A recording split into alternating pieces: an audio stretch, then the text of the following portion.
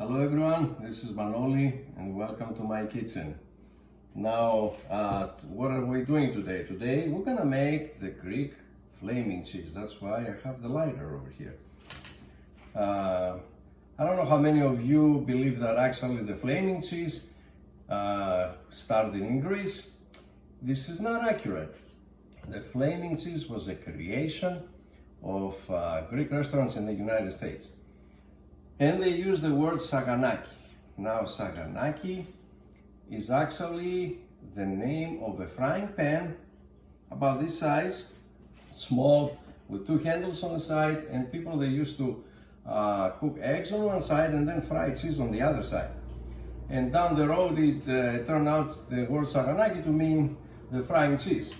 So, when you do Saganaki, it's an appetizer, tastes great, and there are three things that you need to have in place in order to be a successful one. The first one is the cheese. You need to have the right cheese. The second one is the brandy, and the third and the most important is the minute that you set the cheese on fire to shout "Opa!" And if you have a crowd, they need to reply after you. Without "Opa," nothing tastes right, you know. So, okay, my wife is laughing right now. Okay, let's start doing it. This is not gonna be, it's gonna be fast. First thing we need, let me start with the cheese. Today I'm using a cheese that's called Caseri. It's a creamy cheese, Greek cheese, close to the Italian Fontina, I think is the name. You can use different kinds of cheese. You know, you can use a harder one, like it's called kefalotiri, which is closer to the Italian, to the Parmesan, depending. This is not as salty as the Parmesan, melts faster, but again, you know, if you like something harder, you can use that. So, so we start with the eggs. Now, this is the way that my mother used to do the eggs. Normally, you get a bowl with a whisk, and it's you know, easier when you do the eggs. But the problem is when we're gonna put the cheese in here, so that's why it's easier to have a wider dish like this, and you have to play. It doesn't have to be fancy. The only thing is that, you know, you want the egg to cover the cheese. And one thing I'm gonna add over here, is a little bit of pepper. I don't need to put salt because the cheese has enough salt in there. Oh, this is what we do. Let's get the cheese in here.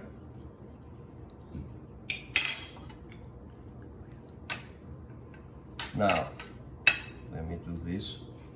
Flip it around, let it sit a little bit. And I have here the olive oil that I'm gonna fry in. I'm gonna turn it on to be ready. It doesn't have to be a lot. So,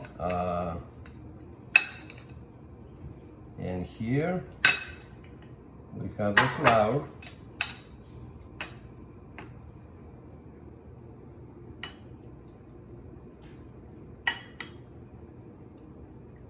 And dip it in there.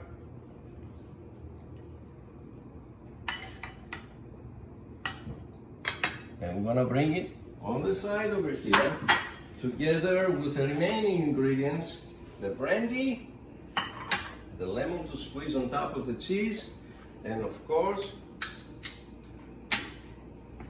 the lighter. So, this. Now, as you see, this is not cut very thick. And the reason is because I don't want this to take forever to cook over here. And this is the critical part. You need to stay on top of it. When you see the cheese to start melting, you're gonna flip it. You don't want it to be just like the mozzarella that you put on top of the pizza. So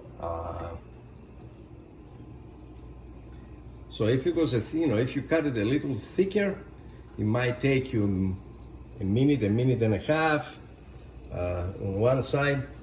You see here, and I have high heat over here. It starts melting. The most amazing thing about this dish is that your kitchen smells divine because you have the olive oil frying and then you have all the aromas from the cheese. So I'm really close. I don't want to take too long. I just gotta take into it. Now, this is something that if you want to do it at your house, you gotta be very careful, okay? Because the last part is kind of explosive, So if you don't feel very comfortable, find a good Greek restaurant near you, and they're gonna do it in the perfect way, right in front of you. Normally they use skillets. Okay.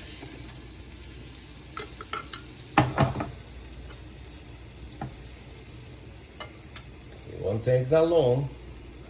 You see? This is a quick one.